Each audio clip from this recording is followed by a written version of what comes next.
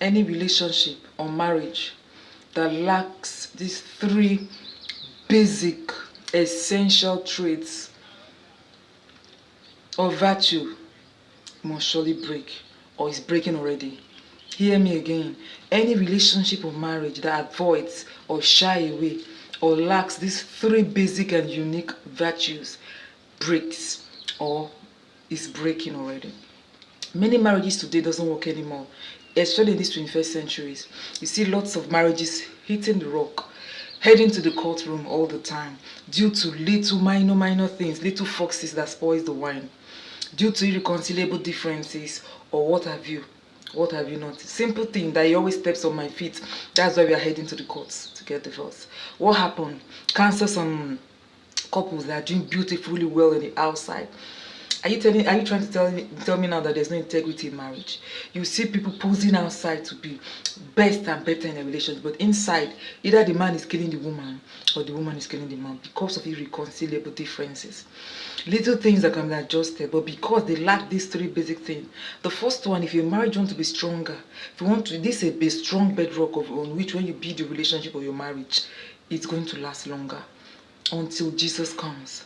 The first basic essential trait we should have in your marriage is communication. Communication means talking, speaking up, trying to know everything. That thing that you can do to somebody that can piss that person off, trying to avoid it. Communicate.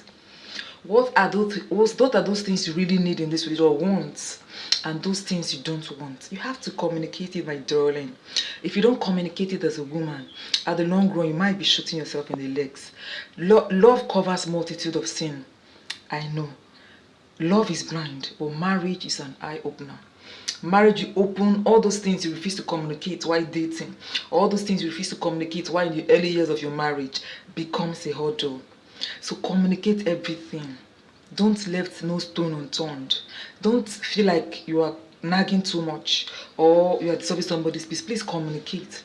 Remember, when you're communicating, you should be rational too. Communicate your needs. Communicate your feelings. Communicate what you want. Communication. Some ladies shy away from this.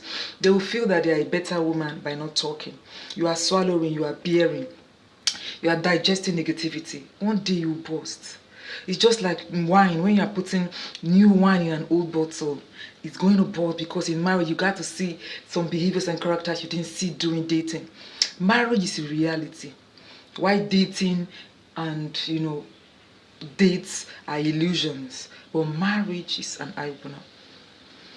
So when you are into a relationship or marriage and an adult, you should know what you want. Define your purpose. Communication. Through communication, you get to know if that's your spouse or your spouse to be is a narcissist and run for your dear life if you know you cannot cope with problems that come with marrying a narcissist man. It's through communication, through opening your eyes, trying to see everything you see, trying to checkmating is very vital. Gone are those days while in relationship or marriage you are closing your eyes to basic things. You are assuring yourself that all those things will fall in place. Is a lie. Human beings are difficult to manage. Adults, as a matter of fact, are very difficult to manage. So communication, if you have that communication as a bedrock, communication is one of the powerful traits you have as a bedrock to a lasting relationship or lasting marriage. The second one you have is understanding. You understand me, I understand. You understand your spouse very well. If you understand somebody, you're going to have lesser friction. I know you don't like your pillow to be laid this way. Let it remain the way I want it.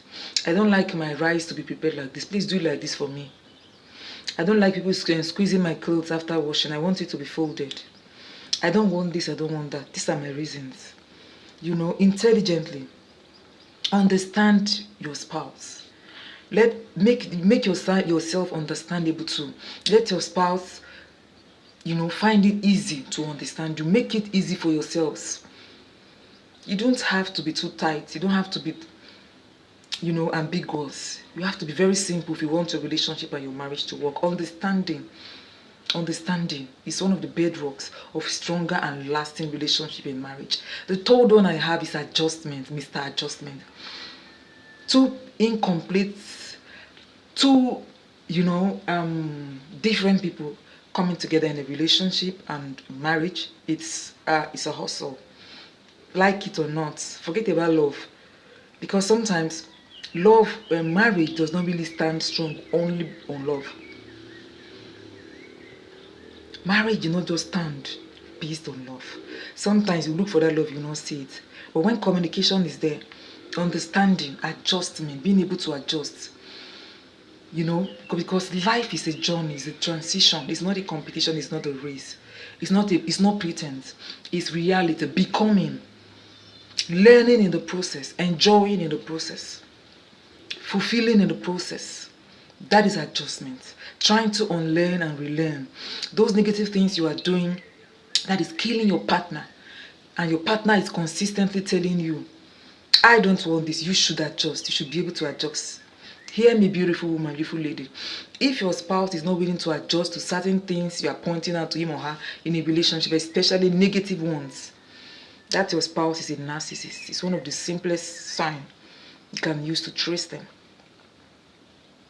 Unadjustable men that don't adjust. They are complacent. They are okay, just leave me as I am. I am Olumorok, I cannot move. It's a red flag. Adjustment should be in relationship and marriage. You shouldn't be uptight because you are inside life with another adult. So don't come and bring your excess baggage and swallow up someone else. It could be a female, it could be a male. Everybody should adjust for you to have a better relationship and a better marriage.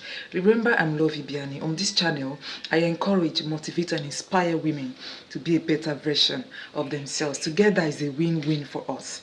I want you to comment below which of these 3 basic traits resonates well with you, and if you have other ones you want to add for us to learn alongside. Remember, learning is about living. The more you live, the more you learn. When you stop learning, you start dying, basically.